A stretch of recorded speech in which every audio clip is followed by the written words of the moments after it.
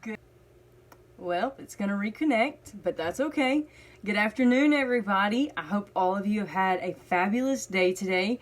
My day has been quite interesting, to be very honest with you. My niece spent the night tonight. She's almost 3. And it was quite an eventful day today. That's why I'm getting on later. And I hope that you guys will still join me and listen. But I've just got to say, God is always on time.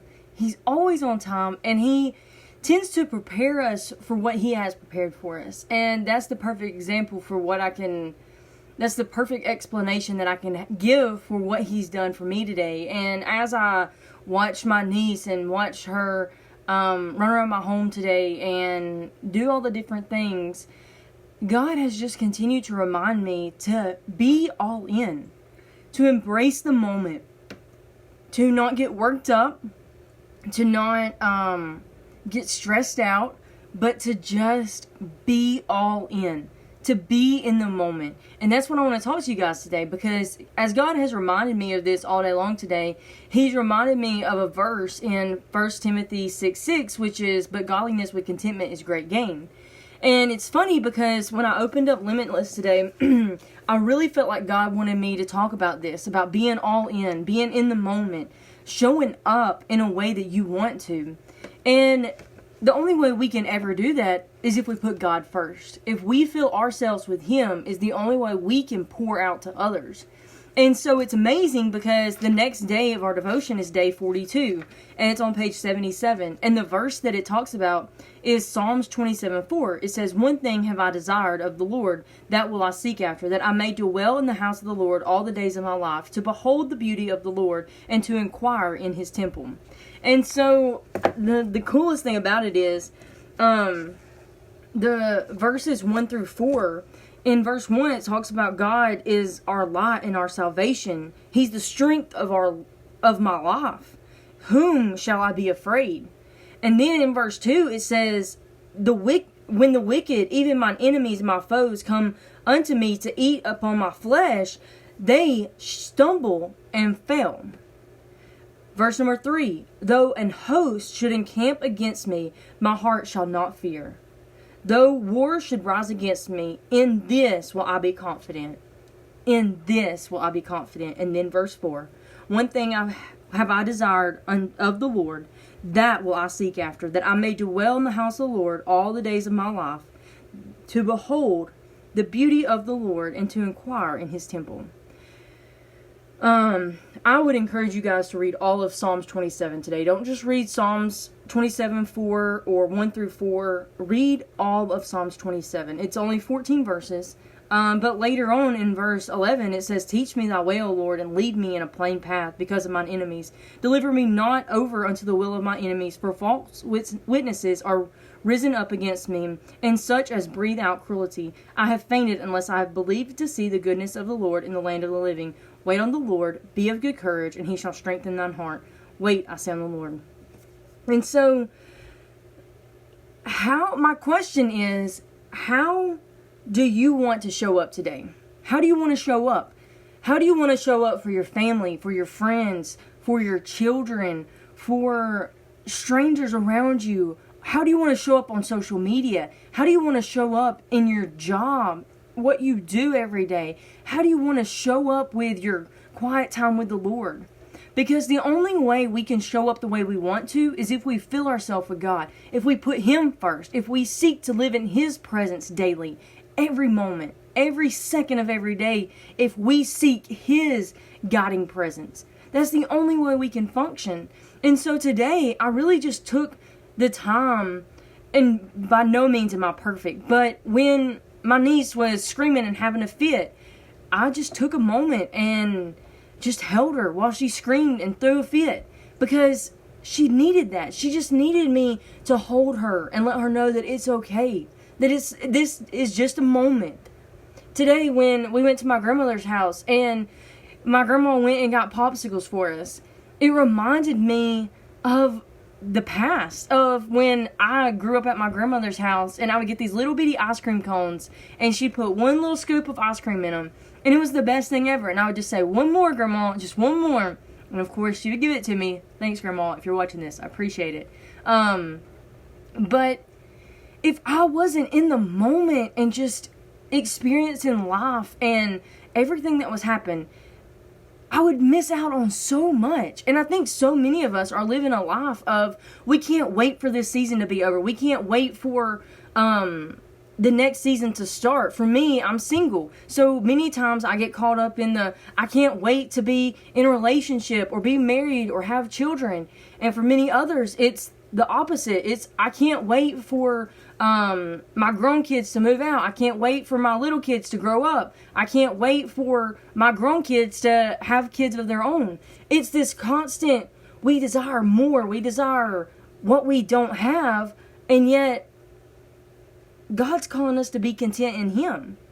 And so in this devotional, I talked about it. I said, what's the desires in my life? To have a closer relationship with Christ, to be a missionary, to be healed from my sickness, to be married and have a family one day, to run an orphanage, and many other things. And let me tell you, to have a closer, I wrote this book in 2016, to have a closer relationship to Christ, I got saved in 2018. God answered that prayer. To be healed from my sickness, God also answered that prayer in 2018.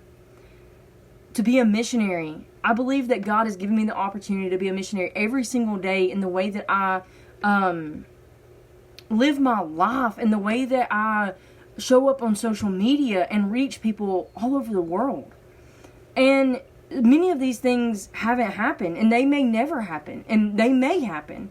But the reality of it is do we seek to be in the presence of God daily? Because the only way we can show up the way we want to is if we are seeking His presence, if we are relying on His strength, on His courage, on His patience, on His contentment. Because none of those things in and of ourselves are strong enough to make it through. But in Christ, we can stand up. We can choose to be all in each moment because we know that it's coming from Him and not us. When our tank is on empty and we can't possibly go any farther, it's our job to go to God and fill ourselves with Him, to take that time to get in His truth and His word.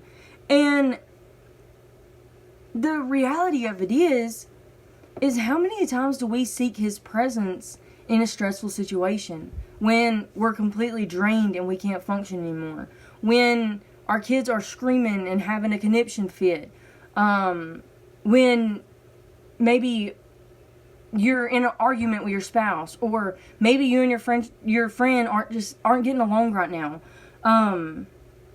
Whatever it is, we have to rely on God. And the truth is, we all have different desires in our lives, and we all want different things. And it's a good thing to have goals and have dreams. But the reality of it is we don't need to live in a place where all we think about is things in the future. And there's a term that God showed me the other day. It's spiritual adultery. And adultery can be defined as idolatry. And so what it means is to take our thoughts and our thoughts and put them on another object other than God. So maybe we're daydreaming about when we have an empty house, or maybe when we get married, or maybe when our children are all grown up, or maybe when we have grandchildren, or whatever it is. But the reality of it is we should be so focused on God that He is our constant. He is our contentment, and He is our strength to get through this season that we're in right now. But we don't need to be wishing it away. Instead, we need to be showing up in a way that glorifies God, that other people can see that we love God so much and we desire to be in His presence so much that we don't have a come apart when life gets hard. We don't have a come apart when our children are acting crazy. We can show up the way we want to because we're full of Jesus Christ, and He is our all, our everything, and we can be content in that. And so today, I want to encourage you, don't miss a moment. Don't miss a moment with the people that you're around. We may never have the time that we have right now during this whole isolation and quarantine. We may never have this much time ever again to spend these moments with the people that we love most. And the reality of it is, we'll never get back this moment. After this moment is past, we can never get it back. And so I want to encourage you today, how are you going to show up in the moment? How are you going to live your life in a way that desires God and His presence above everything else? Because once we place our desire wholeheartedly in God, and we go to Him and seek His presence every single second of every single day, and we desire it more than anything else, that's when we'll be able to show up in a way in all the other moments in our life, in a way that glorifies God, and in a way that we get to pour into others, because we have went to God and let Him pour into us. And so today, I don't know what your desires may be. I don't know what it is that you're looking to in the future, but I can promise you that if you seek God wholeheartedly and live to desire His presence every single moment of every single day, that is when we can show up as Christians in a way that is like never before. Because His love, His grace, His mercy, His patience, His strength, His contentment is going to fill us so that we can pour out to others and show up in a way that glorifies God. I love you guys, and I'm praying for each of you, and I want to encourage you today to ask yourself, how do you want to show up? And whatever your answer is, I pray that it ultimately comes back to desiring God's presence over anything else, and desiring to show up in a way that glorifies God above all else. Bye, guys.